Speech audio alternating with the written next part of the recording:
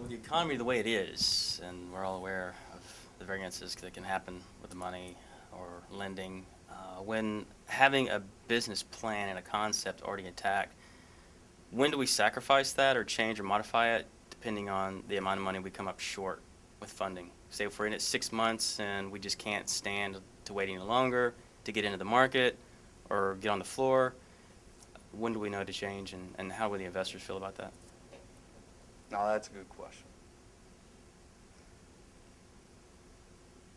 If you're the expert with your concept, if you're the person who's put blood, sweat, and tears into the development of the concept, are you willing to change what you deep in your heart know will work to get somebody's investment? Not completely. That is your answer. You should never change just to get somebody's money, unless the change they're giving you makes sense. Now see, you'll have certain investors that will give you ideas, and then when you hear them, you'll go, aha, I didn't think about that. That'll work. I'm going to add it to it. See, a business plan is a working document. It's constantly rewritten and rewritten and written again and rewritten. It's constant. I've been in business 24 and a half years. Do you think the business plan I wrote for my company in 1987 and the business plan in 2012 is anywhere close to the same? No. No. The environment's not the same. The way people act and work and do things is not the same. The rates we charge isn't the same. The expenses we have, it's not the same. I was 26 years old then. I'm 29 or so now. Things have changed. Okay, so the business plan's not the same. Okay?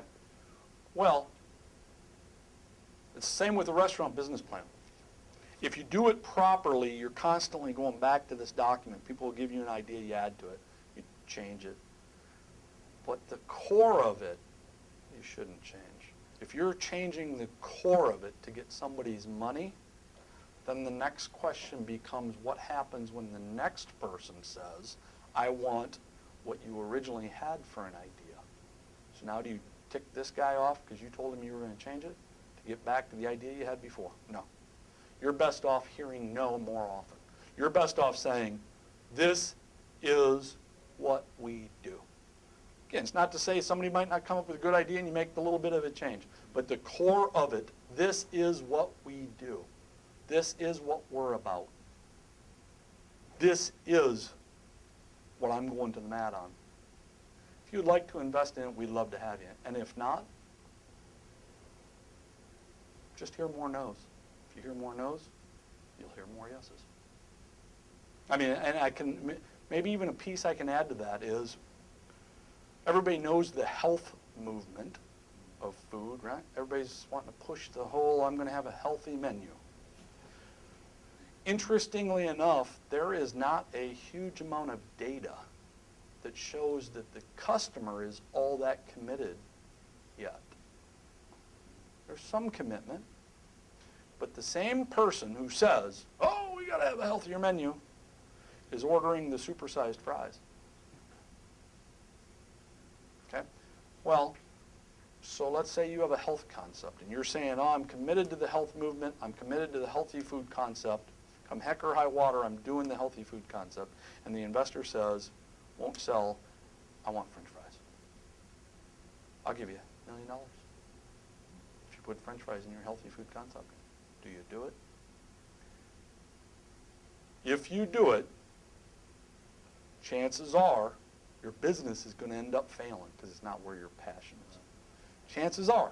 Now, I understand it's nice to say, oh, I'm not going to do it. Well, but chances are you've put yourself in a position where the passion has been changed.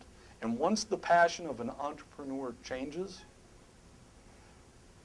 the business changes, and therefore the chance for success changes.